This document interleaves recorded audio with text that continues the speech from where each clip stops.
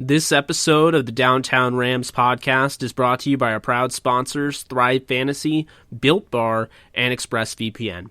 Now, using promo code DTSN, our listeners can get $20 bonus cash on a deposit of at least $20 on Thrive Fantasy, 10% off their Built Bar protein bar order, and 35% off their ExpressVPN annual subscription. Once again, all you have to do is use the promo code DTSN and tell them the Downtown Rams podcast sent you. Now enjoy the show. Aaron Donald creates the fumble. Goff goes crashing into the end zone. It is intercepted by Jalen Ramsey. Robert Wood, touchdown. Picked off by John Johnson. Touchdown, Tyler Higbee.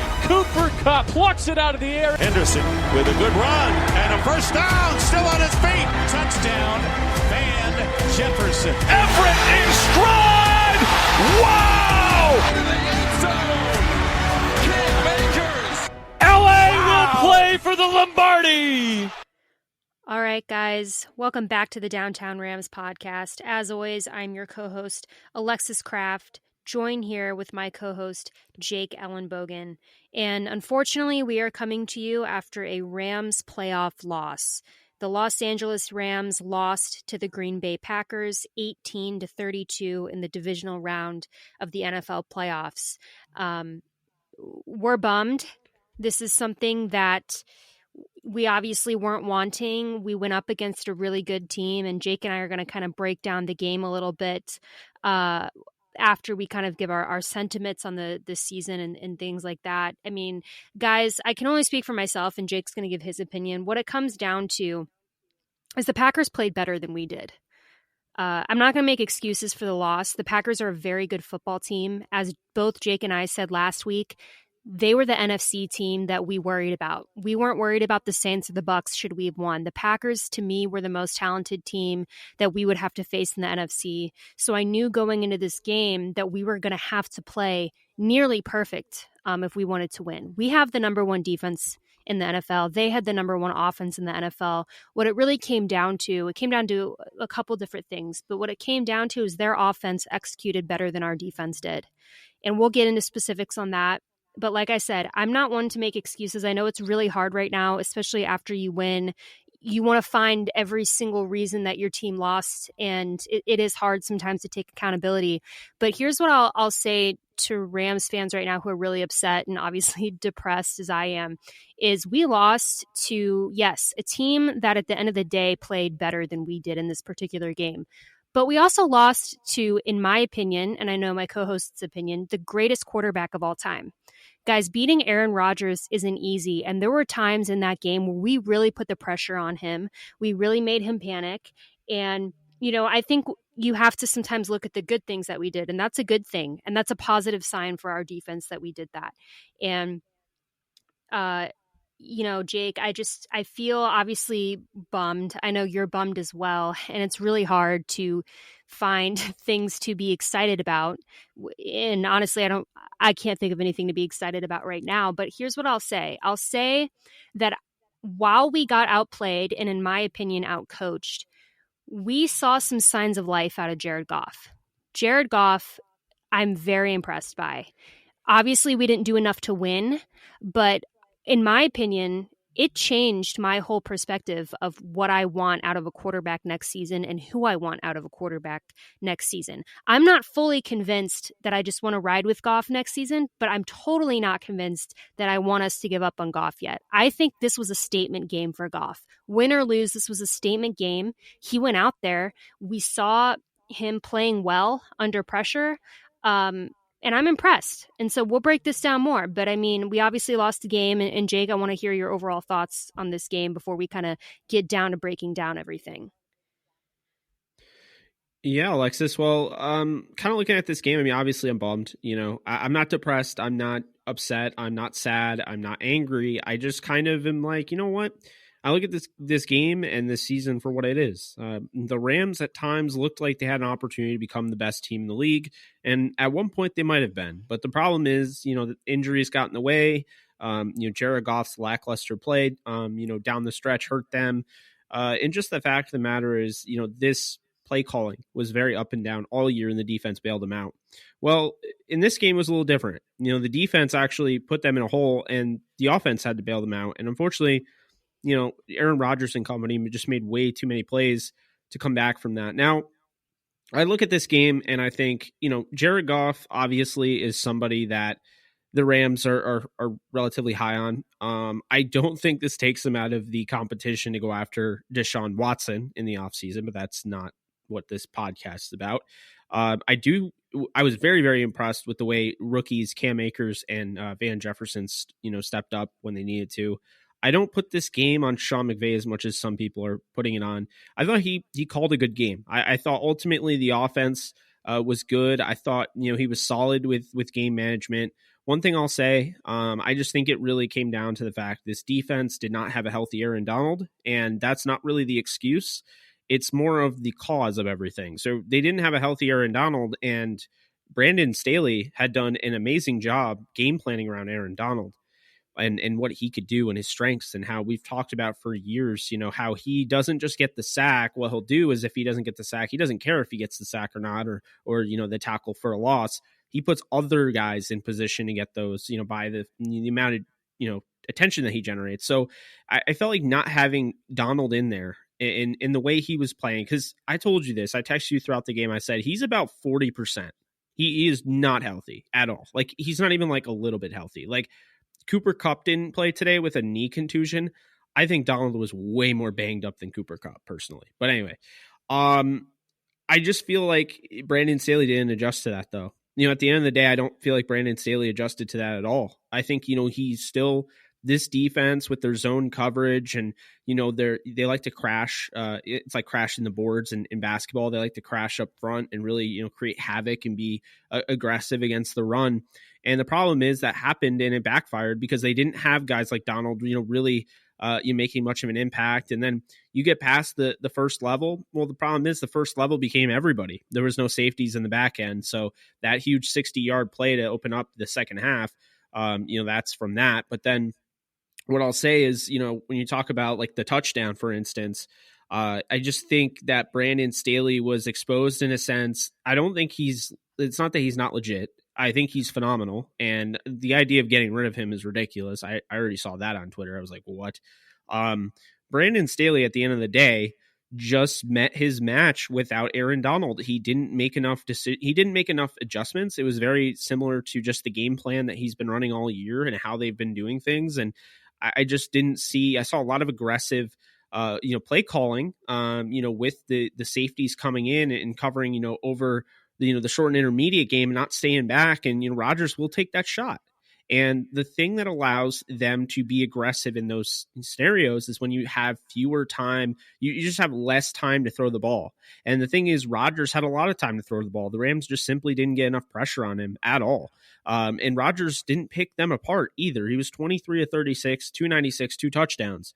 I think if you told me that Rodgers was going to throw for that before the game, I don't know if that results in a Green Bay win. But I also talked about that Rodgers' 3 losses have come in a game where he was amazing in, he was terrible in, and he was okay in. So, I mean, it's kind of, he's shown you, this team is better than just Rodgers. And I think they showed that today. The Rams, I said, they'd hold Devontae Adams under 70 yards receiving.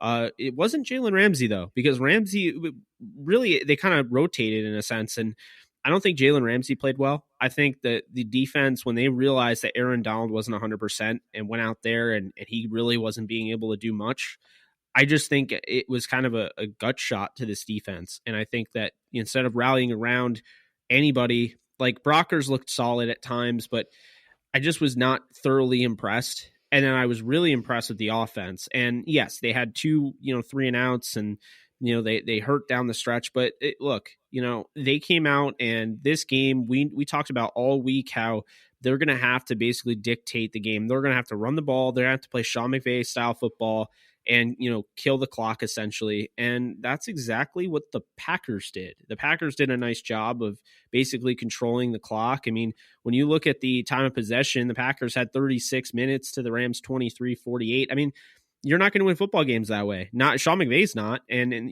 there's a reason when he's 36-0 at halftime, there's a reason for it. That's the game. That's the style they play, and then they control it. This team doesn't come back and win football games. I've been saying that for years. And, with Sean McVay, they just don't do it. I don't know why, but they can never finish the comeback. And I didn't really expect them to when it came to that. But then Goff was a pleasant surprise. The way he was able to play, and, Woods, and obviously, Reynolds and Akers and Van Jefferson stepping up. But the Rams only finished with 244 total yards, and that's because they only were on the field for 23-48 in the game, and Rodgers was on for 36-12. And I said, really the Rams have to keep Rodgers off the field, but it actually ended up being the run game. And now you have said all year that you don't think the Rams are that great against the run. I know you have. You've been very vocal about it. And I understand, like, there are times where they look like they're not. But I've also said repeatedly that I do think that they're a lot better against the run than people give them credit for. And the reason I say that is because they give up these chunk plays, which at the end make it look like the stats are like, he had a 90 yards. But then when you look, it was like, 60 of that came on one play. And to me, I do think the Rams are good against the run, and I think it really killed them not being able to have Aaron Donald. I think just really it's not an excuse. I mean, it's the cause. And Aaron Donald, not having him today, you saw it firsthand. If anybody is questioning who the defensive player of the year is, I mean, my father said this when we were watching, I'm not even convinced that Aaron Donald isn't the MVP of the league. He's probably the most valuable player on the Rams. I mean, even, I understand the quarterback position is important, but look at the difference it made with him in there, him out, and not in there. And we talked about it, with Seattle, the way he played. It was like, okay, he played really well against Seattle. So, it's like, well, why would you think that this would happen? Well, I mean, at the end of the day, he wasn't 100%. He wasn't even 80% or 60%. He was around 40%. This Rams defense all year, I mean, they were third. They were giving up 91.3 yards per game.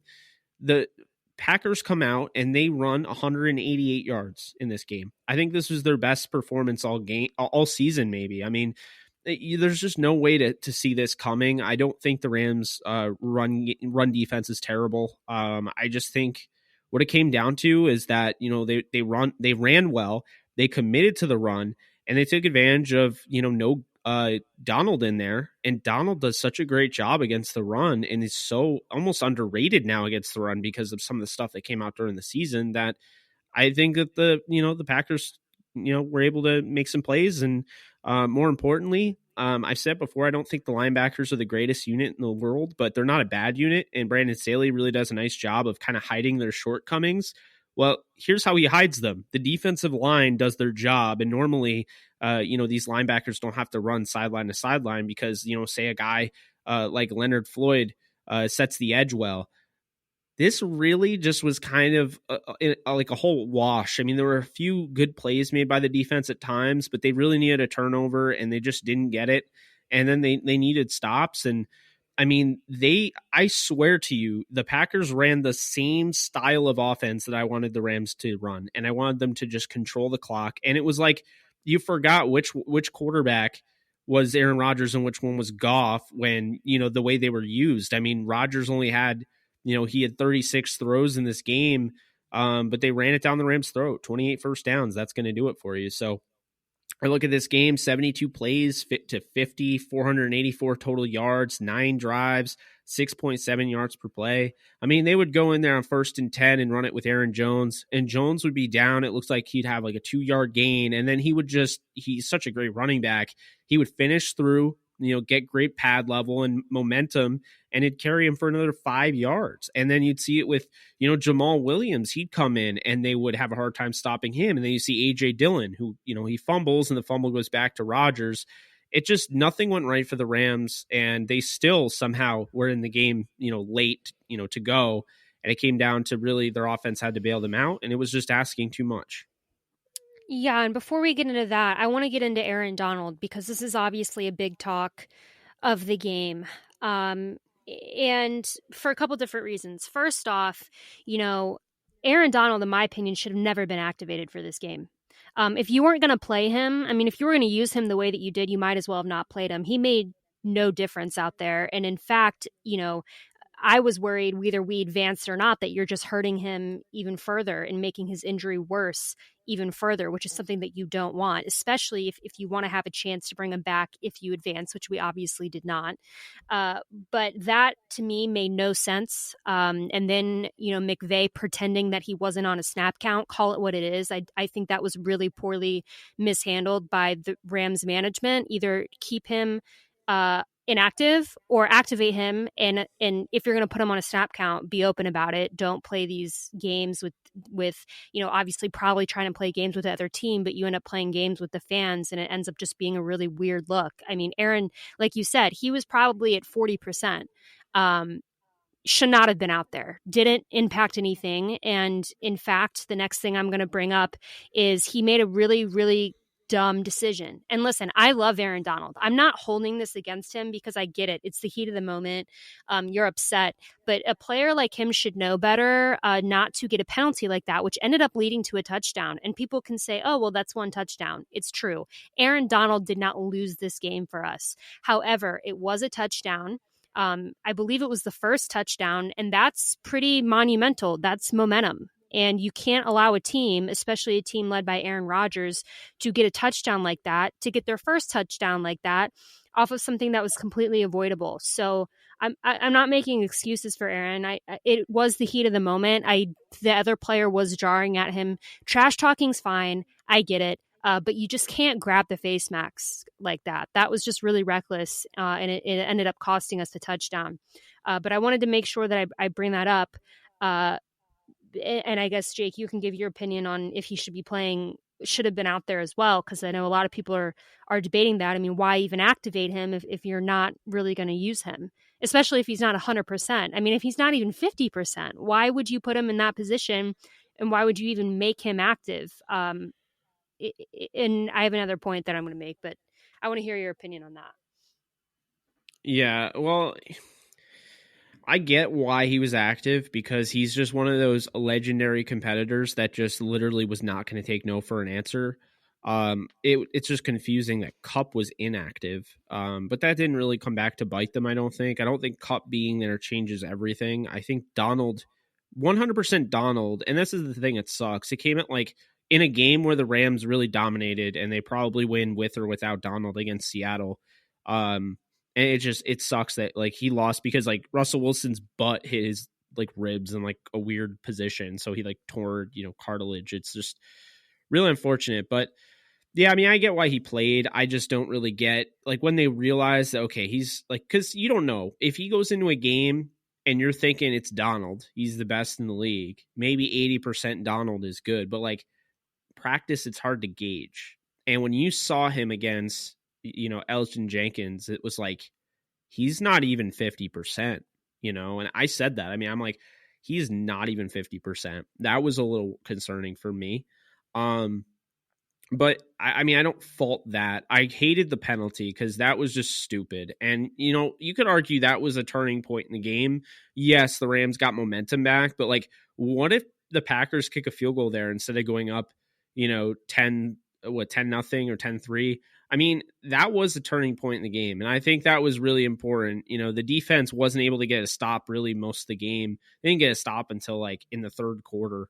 And it was that could have been it. And then that penalty was just awful. And then, really just he had a couple of moments where you're okay, they used him at edge. Like I said, they should. They didn't do it the whole game, but they gave him an opportunity and he made, something happen. But for the most part, you could just tell Donald was not going to be effective in this game and someone had to step up. And I mean, I'll be honest with you, it really begs the question how great all these players are and how, have we reached a point where Aaron Donald healthy is so dominant that literally he's making guys that aren't that great, look great. I mean, I understand people said that with Dante Fowler. But I actually had a question this year. I knew Leonard Floyd was good, and I knew Donald helped him, but it sure looked to me like Donald was the MVP of the entire league, because a healthy Donald in this game is completely different. I think the Rams win with a healthy Donald. I think, not having him change so much, and a lot of those plays Rodgers had all the time in the world, and they barely had a reception. There was still coverage. So that tells me, as much as you want to pin the secondary was there. They were still covering well. There were times where Ramsey got burned, and I didn't really like the lackluster, like half-assed approach against, Alan Lazard on one of the plays, that gave up a first down. It looked like he was jogging, but I mean, what I saw was like the coverage wasn't horrible. And at the end of the day, like, no, I don't care how good your secondary is. Secondary can't cover for like 10 seconds, especially with Rodgers as the quarterback. So Rodgers having all the time in the world really changes everything. But I do want to point out that, with this game, the Rams literally, if they won this game, it would have been more impressive than anything they did in 2018. I'm just going to say that right now, because I think they really had their back against the wall. For the first time in Sean McVay's career, I think he finally saw, something that Kyle Shanahan's been going through, something that a lot of these teams go through, the injury bug. And they've had injuries before, like they didn't have Cooper Kupp, but it's never been as impactful as Aaron Donald. And not having Aaron Donald at full 100%, it just really, like, not only changed the game, but like that's like their defense. And I'm not going to, say that Staley's a bad defensive coordinator without Donald, but I mean, it was just so different. And then, they had all sorts of weird things like with Goff and Wolford and, Akers, with the ankle sprain, and losing Henderson and Whitworth coming back and losing Edwards and, putting Bobby Evans in there. And then just all sorts of injuries. Right. And I mean, no one is going to feel sorry for the Rams because injuries are part of the game, but I was really impressed with the way that they beat Seattle. And then in this game, there was a moment where it looked like they might have a chance to tie the game up, and, they weren't able to do it. But at the end of the day, I feel good about, the way the Rams went down.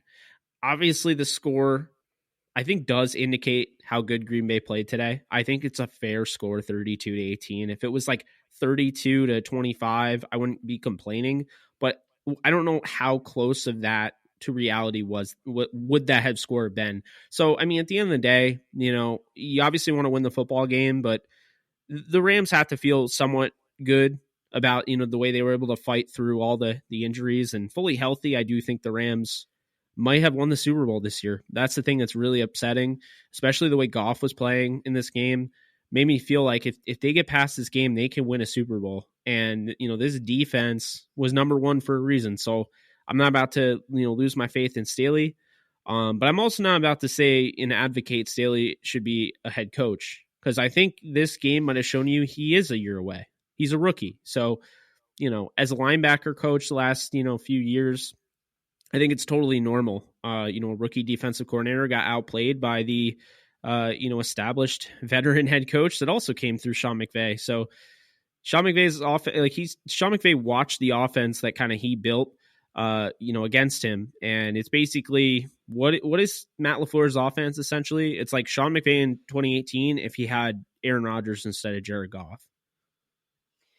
Yeah, and speaking of Jared Goff, I mean, listen, what an emotional roller coaster he has put Rams fans on this season. I mean, Jared Goff has had moments in this season where he's just been downright awful, and he's had moments this season where he just gives us so much hope and optimism. And, I think it begs the question, is Jared Goff our franchise quarterback? Because if you were to have asked me this 2 weeks ago, I'd say no. And I think that would have been warranted. And I think most people felt that way. You ask me that now, my answer is I don't know. Was his performance today enough to show us that he is our guy? There's part of me that feels like yes. There's part of me that feels like no. I think that at the end of the day, to me, it depends on who is available in the draft. I think there's certain quarterbacks that I would love to take. And regardless of when we take them, I still think they should sit behind Goff. But I'm going to point out something, and I pointed this out about actually Aaron Rodgers a couple podcasts ago. When you have great quarterbacks and you put pressure on them, for example, when the Packers drafted Jordan Love, which seems ridiculous now after watching Aaron Rodgers, why you would waste that my pick. God. But the Packers drafted Jordan Love, and look what Rodgers did in response. My question with Jared Goff was, what's going to happen when the pressure's put on him? When we brought in Wolford, my question was, is Jared Goff just going to start playing, worse if he gets a chance? What's going to happen? And we saw what happened today when the pressure was on Jared Goff. Now, there's been times in the past where pressure's been on him and he's absolutely crumbled. I'm making no excuses for that whatsoever. I agree. He's very inconsistent. He is not consistent. However, we've seen that it's there. So now the question is, do we want to take some time with him? Do we want to see if he builds that consistency, or do we move on? Because the realistic part about Jared Goff is he's been playing too long for this to even be a conversation, really. I mean, the fact that we're having to have this conversation isn't a good sign. But at the same time, I'm not necessarily sold that giving up on Goff already is the way to go. I think it's complicated. I think, again, with most franchise quarterbacks, you never have to have this conversation at this point in their career. But Jake, what are your thoughts on that? Well, I think with Jared Goff, he's somebody that when he's on, and he looks like a franchise quarterback. And when he's not on, he's horrendous. But you can't fall. Jared Goff did everything you asked him to do in the last 2 games in the playoffs. You don't turn the ball over, and he didn't. Now, here's the thing. It becomes a little complicated, Alexis, because I wouldn't just give up on Goff because I'm just done with him, right? John Wolford, I think, deserves an opportunity to compete for the starting job. If Goff is going to clearly beat him out, then he'll clearly beat him out. But I do think he deserves that opportunity. He showcased that he can start in this league, in my opinion. The film speaks for itself. Really upsetting, the way he went down in the Seattle game, because I think they were finding something down the stretch with him, and he really locked in. At the end of that drive before he got hurt. But as far as this draft doesn't excite me at quarterback after, the big guys like Lawrence and Lance and, Fields and Wilson. I was really hyped for Ritter. Ritter's not coming out. So now you look at Mac Jones, you look at Kyle Trask as the next group. And I haven't really, I will dive way more into the film with quarterbacks. So there might be a guy, I've been hearing Brady White from Memphis is a guy to watch out for. I'll probably watch him tonight. But, overall, I don't think that there's anybody out there that makes a ton of sense for the Rams. Maybe you draft a quarterback, but I want a mobile quarterback. And, Mac Jones he uses a little bit more mobility than, some of the other guys, but he's not like Lance, who is a type of guy that I'd be targeting. So I think the only way the Rams move on from Jared Goff is if ultimately they trade for Deshaun Watson. I don't think it's realistic to assume they'll trade for Matthew Stafford. Definitely not Jimmy Garoppolo. I don't think Matt Ryan, Kirk Cousins. I don't see any of those quarterbacks, but Deshaun Watson is good enough for more than half the league to consider giving up on their guy to get Watson. That is my point. So it's not Goff hate. It's the fact that Watson would change this team, tenfold. So, yeah, I don't think you move on from him just straight up. I think you do have to watch him a little bit more. He looked good the last 2 games, or rather this game. The last game, he wasn't asked to do a ton. Didn't turn the ball over, but at the end of the day, he didn't win this game. And the Rams are going home a loser in this one, falling in the playoffs in the divisional round. So, now it comes back down to the fact, what do you do this off season? You have a lot, with John Johnson III, he's going to hit free agency. I think he's gone. Troy Hill is somebody that's going to hit free agency. He played horrible in this game, but I do think ultimately Troy Hill was good enough to argue bringing back. I've heard a lot of people ask me, what about Darius Williams? Williams isn't going anywhere. Let's just make that very clear. Darius Williams will not see the light of day in free agency because he is, I believe, an exclusive rights free agent. And so the Rams will just tender him. So he's not going anywhere. And then, there's some other guys as well. And we do know, I think you and I talked about in the last podcast, or I forget what it was, but Andrew Whitworth, he is going to be back from what he was saying. So you look at the Rams cap dollars, next year, they're negative 21 estimated cap space. Jared Goff is going to make 34.6 million next year. That's going to be the cap hit. Donald 27.8, Jalen Ramsey, 22.5, Cooper Kupp, 14.5, Robert Woods, 13.8, Andrew Whitworth, 11.11. Then you get into Michael Brockers, who will make 9.8, and Rob Havenstein will make 8.3. Tyler Higbee will make 7.1, and then Johnny Hecker will make 4.9. So, Floyd is a free agent.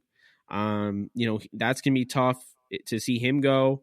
If that's the case, although it's going to be just wicked hard to bring him back. I don't know how necessarily you will bring him back, but there's a lot of guys that, might not play again for the Rams, and it's unfortunate, but we see this every single season. And, before people get really upset at everything that we're saying, let's just remind everyone that they didn't make the playoffs last year. So in a sense, this is a step up. This is a team, a lot of, analysts are just happy they lost today because they had this team not only losing to Green Bay, but they had them being in, the bottom of the NFC West. They had the Cardinals and they had the 49ers and the Seahawks all ahead of them.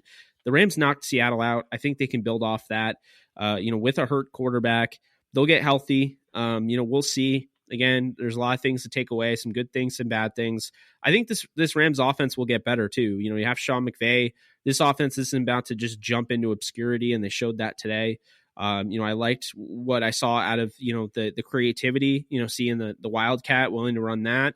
And I like that they started using Cam Akers more in the passing attack. So I'm excited for the future. I'm more excited about the NFL draft now because, see, when something like this happens, Alexis, I think you and I are kind of on the same page. I just move right on to the NFL draft. I don't sit there and sob. I just, let's see what they have, what's next. It's a fun time of the year. Obviously, you and I spend a lot of time on it. So that's where I'm at right now. Not again, disappointed, but I'm not going to cry about it. Yeah. I mean, like I said, it is what it is.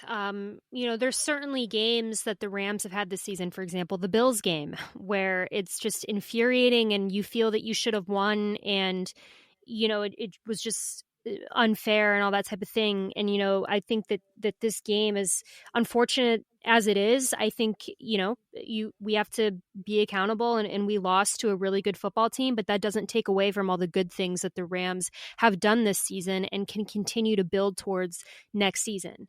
Like you said, there's a lot of guys that we don't know if they're going to be back or not. And you and I will certainly discuss that a lot on future podcasts.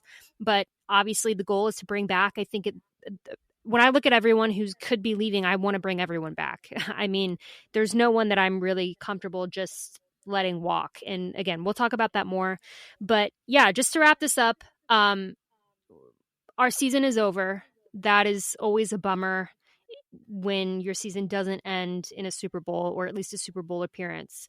So, I understand that everyone is upset and angry and sad and all that, but, my only advice, if I could give any, is just to keep looking towards the future. Now we get to get into the draft. We get to, start bringing draft prospects on our show. We get to start looking at guys who hopefully, the Rams can pick up and we can build our team forward, because I think that this team has the groundwork right now to become a Super Bowl team. I think that, you bring up Staley. I think that you're right. I don't think he's ready to be a head coach. Maybe we can bring him back and he can have another season with this defense. But at the end of the day, guys, thank you so much for listening to all of our episodes during the season and for spending your season with us and letting us get to talk to you guys about what's going on in our heads during the games and after the games. And we're not going anywhere. We will be here throughout the draft season. And yeah, I mean, that's all that I have to say. I don't know if you have anything else before we sign off. Yeah, guys, it's been a fun year. Obviously, you would have liked to see it go down a little bit different, but we've seen a lot, right? Rams fans are very resilient. Been through a lot. Ultimately, at the end of the year, you want to win a Super Bowl. That's the ultimate goal. But this team did everything they could, and ultimately, not having the health that they did in the back stretch of the season, I think definitely got in the way of that. But, it's on to next year. I know this isn't a team that has a ton of cap space, literally negative. I know this is a team that doesn't have a first-round pick. Obviously, you'd like to have that. I know ultimately this is a team that has some questions at quarterback. You don't even know who's going to be the starter. I can just confirm that Sean McVay in a press conference said he's our starting quarterback for now. Saying for now definitely adds a lot of, mystery to the offseason. But at the end of the day, this team is going to continue winning with Sean McVay. I have no doubt. Sean McVay, in his first 4 years as an NFL coach, remember the questions if he was too young, not ready enough to be a head coach? Well, he goes 11-5 his first year, loses in the wild card, learns from that mistake and the mistakes he made, then goes to the Super Bowl in 2018 as a 13-3 team, and then goes in 2019, 9-7. They probably could have made the playoffs. They made some mistakes in the back end of the season that cost them. And then this year they go back, they look at the film, they evaluate, they move back from the fact that they lost a few guys in the playoffs or in the offseason, and then they didn't make the playoffs to being a playoff team, 10-6, having their back against the wall at the injuries and, making the divisional round after beating Seattle in a game that no one really gave them a chance to win. So I don't know. I think you have to feel good as a Rams fan, feel lucky and fortunate they have Sean McVay. Obviously, at this point, I did expect Sean McVay to at least have a Super Bowl, going into year 5, but things are a little different. And, this Packers team is legit, and I think ultimately they'll end up winning the Super Bowl. So I don't think there's anything to really hold your, head on that. But, we'll keep you up to date and everything. We're going to have all sorts of interviews on the show. We might drop, I don't know, up to Alexis, but we might drop a few interviews soon. And we're on to draft season. So hope you guys enjoyed, the whole year. It's been fun. And, you can find us. We're going to keep the podcast going, of course, but it's going to, pretty much shift to draft. And, we'll see if going from there.